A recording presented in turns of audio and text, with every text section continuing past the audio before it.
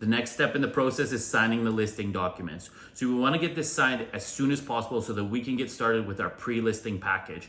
So this doesn't have to be scary. It is a contract, a legally binding contract, but it doesn't have to be scary. So you're gonna give us an exclusive right to sell your property and to start marketing the home as soon as possible.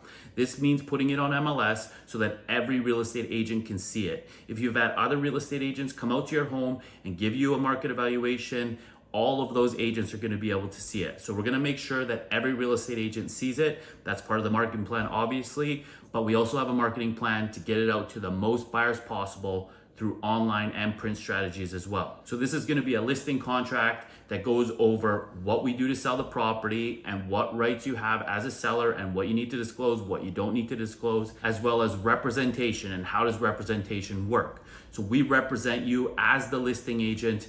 We are your sole representative, and then a buyer is gonna have their own representative when they come in to purchase the home. Now, there is scenarios where we may bring a buyer. Obviously, we're doing a ton of marketing out there, so we may bring you a buyer for your home. And then there's certain limitations that we have in representing both parties.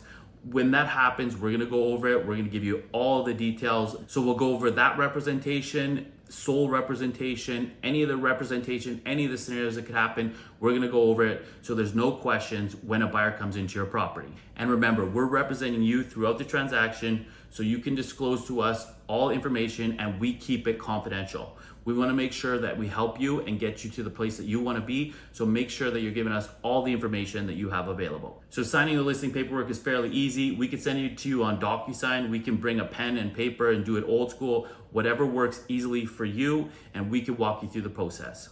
Don't worry about the listing paperwork. It's the easiest part of the transaction.